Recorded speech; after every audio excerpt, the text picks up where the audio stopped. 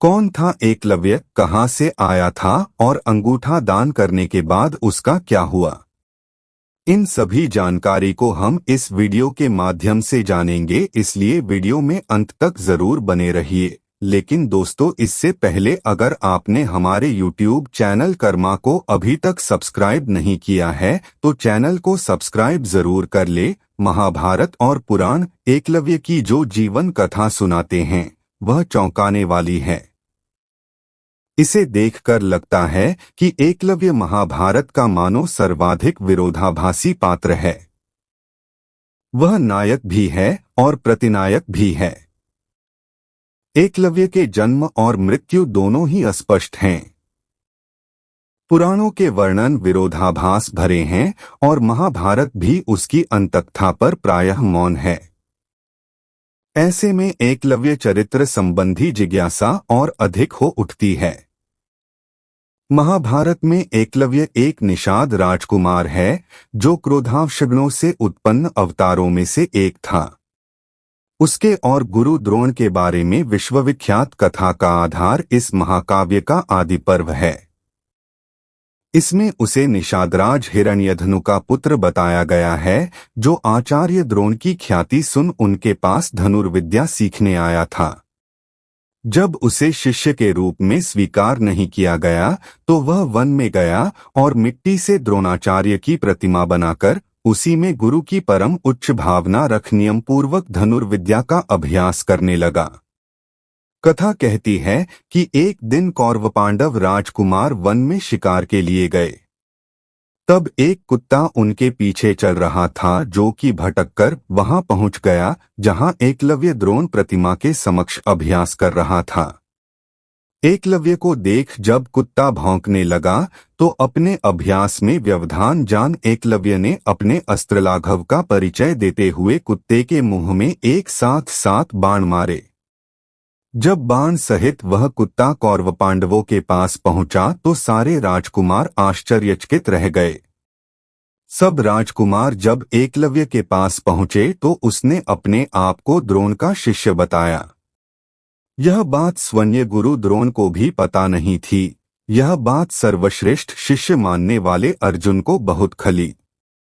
उसने विनम्रतापूर्वक इसका उलाहना एकांत में द्रोण को दिया। तब द्रोण अर्जुन को साथ लेकर उसके पास आए। गुरु को साक्षात सम्मुख देख एकलव्य उनके चरणों में झुक गया। तब अर्जुन के हित के लिए वचनबद्ध द्रोण ने गुरु दक्षिणा में उससे दाहिने हाथ का अंगूठा मांगा और उसने प्रसन्नमुख उदारचित्त बगैर विचारे अपने दाहिने हाथ के अंगूठे को काटकर द्रोण को अर्पित कर दिया। इससे द्रोण भी अत्यंत प्रसन्न हुए और उन्होंने उसे संकेत मात्र से बताया कि किस प्रकार तर्जनी और मध्यमा के संयोग से बाण पकड़कर धनुष की प्रत्यंचा खींची जा सकती है। इस तरह द्रोण ने एकलव्य को अगले स्तर की धनुर्विद्या उत्तराधिकार के रूप में सौंपी। हरिवंश पुराण के हरिवंश पर्व के 34वें अध्याय के अनुसार श्री कृष्ण के दादा शूरसेन के भोजराज कुमारी से 10 पुत्र और 5 पुत्रियां थीं। इनमें श्री कृष्ण के पिता वसुदेव सबसे बड़े थे। वसुदेव के दूसरे भाई देवभाग के पुत्र उद्धव थे और तीसरे भाई देवश्रवा का पुत्र शत्रुघ्न था। इसी शत्रुघ्न का निषादों ने पालकर बड़ा किया था, इसलिए वह निषादवंशी एकलव्य के नाम से प्रसिद्ध हुआ। इस तथ्य के आलोक में एकलव्य जन्म से श्री कृष्ण का चचेरा भाई था। पौराणिक संदर्भों के अनुसार बचपन में ही क्रूर कर्मा होने से पिता ने उसे त्याग दिया था और निषादराज हिरण्यधनु को सौंपा था। हिरण्यधनु उस समय प्रयाग के निकटवर्ती निषादों की राजधानी श्रृंगवेरपुर का राजा था। यह एक शक्तिशाली राज्य था और एकलव्य इसका राजकुमार था। तब निषाद समर्थ और धनवान थे। एक विचार कहता है कि चूंकि द्रोण एकलव्य के स्वभाव, अतीत और भविष्य को समझते थे, इसीलिए उन्होंने उसका अंगूठा गुरुदक्षिणा में मांगा था। इसके 2 उद्देश्य थे। पहला, एकलव्य की शक्ति के दुरुपयोग को नियंत्रित करना और दूसरा, उसकी प्रतिभा का उपयोग बगैर अंगूठे वाली आधुनिक धनुर्विद्या के विकास में करना। महाभारत काल में निषादों का राज्य श्रृंगवीरपुर अत्यधिक शक्तिशाली था। वहां की रानी का नाम सुलेखा था, जो लोक में एकलव्य की माता के नाम से जानी गई। एकलव्य ने अल्पवय में धनुर्विद्या में दक्षता प्राप्त कर ली थी तथा अधिक दक्ष होने की लगन में द्रोण के पास आया था। द्रोण को गुरुदक्षिणा देकर वह अपने राज्य लौट गया और पिता हिरण्यधनु के देहांत के बाद राजा बना। एक निषाद कन्या सुनीता से उसका विवाह हुआ था। अपने राज्यकाल में उसने निषाद भीलों की एक सशक्त सेना और नौसेना गठित कर ली तथा अपने राज्य की सीमाओं का विस्तार किया। जब भगवान श्री कृष्ण ने कंस का वध किया तो कंस के ससुर मगध नरेश जरासंध ने अनेक राजाओं के साथ मथुरा पर आक्रमण किया था। इसमें एकलव्य भी अपनी सेना के साथ जरासंध की ओर से लड़ा था।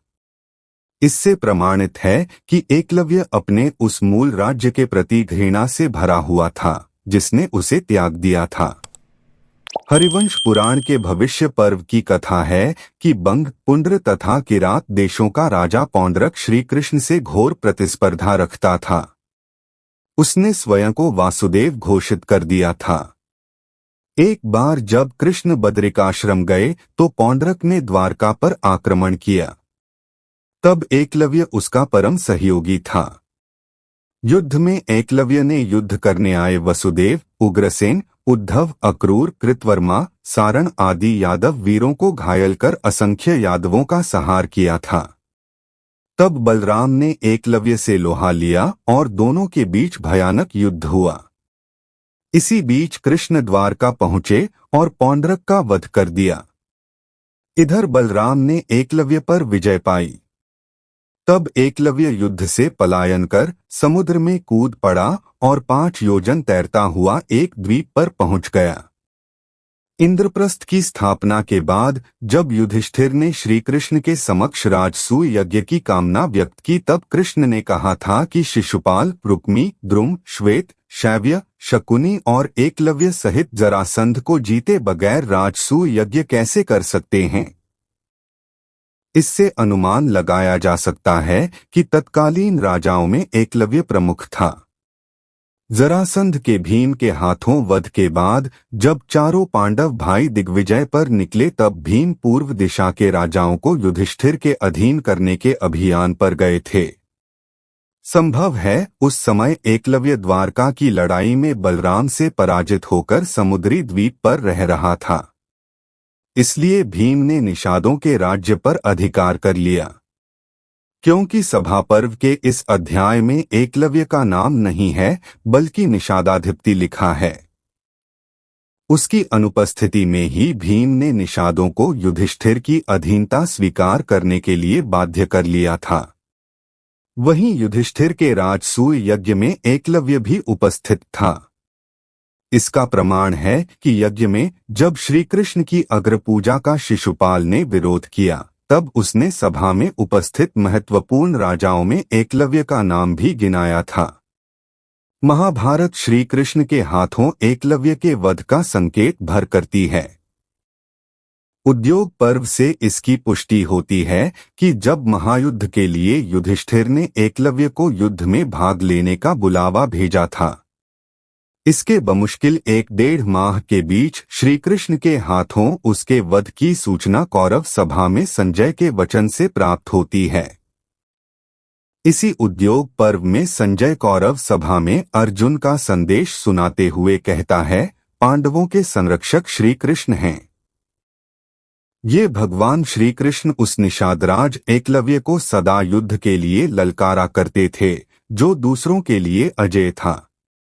वह एकलव्य कृष्ण के हाथों प्राणशून्य होकर रणशया पर उसी प्रकार सो रहा है जिस प्रकार जंभ नामक दैत्य स्वयं ही वेगपूर्वक पर्वत पर आघात करके महानिद्रा में डूब गया था।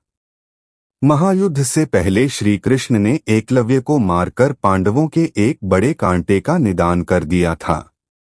जब कर्ण ने अर्जुन को मारने के लिए इंद्र से ली शक्ति घटोत्कच पर चला दी तब पांडव दुखी थे मगर कृष्ण प्रसन्न थे। अर्जुन द्वारा इसका कारण पूछने पर कृष्ण ने कहा, हे पार्थ, यदि एकलव्य का अंगूठा सुरक्षित होता तो देवता, दानव, राक्षस और नाग सब मिलकर भी उसे परास्त नहीं कर पाते। उसी प्रकार तुम्हारे हित के लिए इस युद्ध के मुहाने पर मैंने एकलव्य को भी मार डाला था।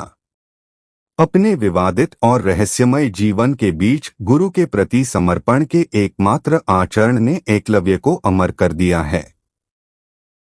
दोस्तों, अगर आपको हमारी वीडियो पसंद आई हो तो वीडियो को लाइक और चैनल को सब्सक्राइब करके बेल आइकन को अवश्य दबाएं। धन्यवाद।